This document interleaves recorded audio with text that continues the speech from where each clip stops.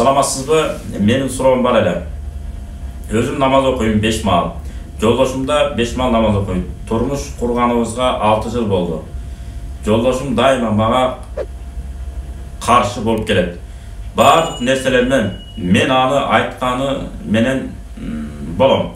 Январ айында мектепке повар болуп жумушка киргем.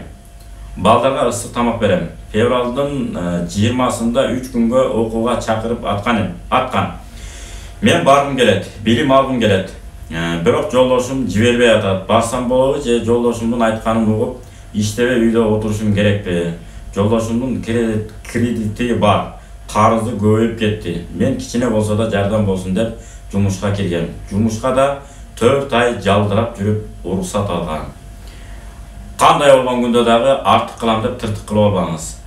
Кайсы бир аял 5 маал намазда бекем болсо, адал арам деп билип, күйөөсүн айткандан чыкпайса, мындай айтқанда күйөөсүнүн ыраазылыгын тапса, Алланын ыраазылыгы үчүн ал аял түз эле бейишке кирет деп.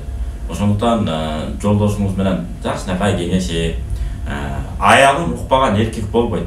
Ибн Катир рахматуллахи алейх тафсиринде келтирет. Атабыз Адам алейхиссалам кандай эле ой энебиздин тилине кирип алданып калгандай, кандай эркек болбосун аялына алданат баары.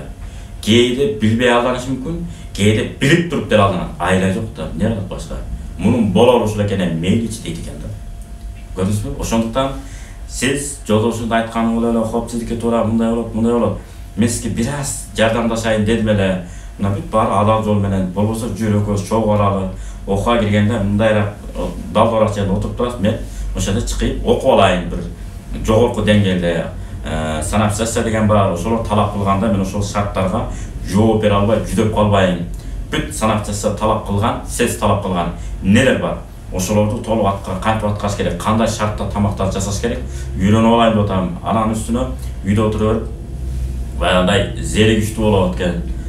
Мен бир аз болсун тыйынтап сизге жардамдашайын, билим алайын, өнүгөйүн, өсөйүн деген сыяктуу жолдошуңузду ынандырганга аракет кылыңыз. Ана такыр көнбөсө, биротоло жолдошуңуздан кур калбай, көңүлүн өтө катуу калтырып алсаңыз, кайра жибите албай, айылбектей тоңкура турган болсо аны ээрите албай каласыз.